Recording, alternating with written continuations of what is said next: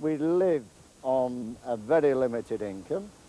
The players are aware of that, so we can't hold anybody. If anybody's good enough, they move off to better climes. And all we're hoping to do is eventually come out of the shadows and be a good non-league football club.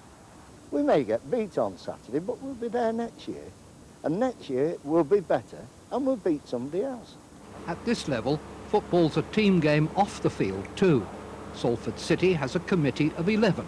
One of them, the owner of a car body shop, is Dave Russell, always willing when the club needs a quick paint job.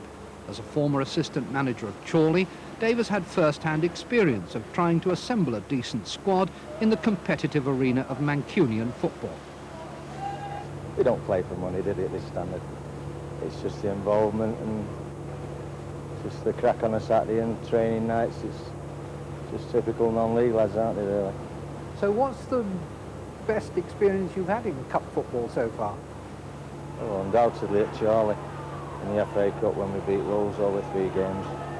Memories of a lifetime, aren't they? What do you remember of those games particularly? Well, I missed the second one because I was in Tenerife on holiday. We drew on the Monday at Burnham Park, and then we replayed the Tuesday afterwards, and I'd already booked an holiday, so I went on it, but we drew again, so I cut my holiday short and flew home. Yeah, wife wasn't too pleased. Tony Caldwell was a product of Salford City. He joined Bolton Wanderers, scored 5 goals in his 5th game and played at Wembley in the Freight Rover final. This season, Tony's back, serving in the family shop, playing for Salford and savouring the cup again from a non-league viewpoint.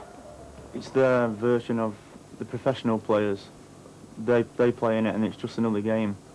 But for non-league players, they want to get into the first round and get playing against professional teams. To say that Salford was swept by cup fever would be an exaggeration. Early signs suggested that the crowd would be below capacity. So too, it seemed, might the team. OK. Well, I'll see you down at the ground at 2 o'clock.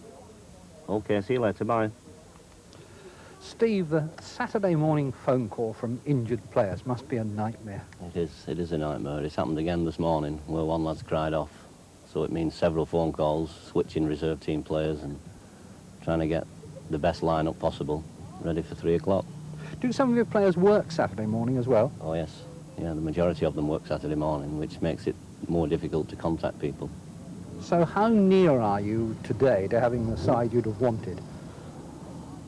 We're not very near, actually. We've 4 players missing today who I would like to have played. They think they're favourites. Well, they probably are favourites. This competition throws up all sorts of strange results, doesn't it? Right? If we battle and we graft, we'll win this today. It's a cup tie, innit? We've got to work, we've got to graft. If we do that, let's enjoy it, and we'll win. Oh, come on, boys, it's attitude, isn't it? Salford's plan A was 0-0 at half-time. It proved a forlorn ambition. Just when it seemed that the danger had been cleared, the ball came whistling back. 1-0 to Warrington, scorer Richard Harvey. At half-time, fundraising continued, but not, alas, to raise a win bonus. Soon Warrington were 2 ahead. Neil Cook scored. But he couldn't enthuse everyone in the ground. Goal number 3 was the best of the game, accurately struck by Richard Harvey for his 2nd. It left some more in a mood to turn cartwheels than others. Still, goalkeeper Phil Crook's day wasn't finished. This challenge led to a penalty.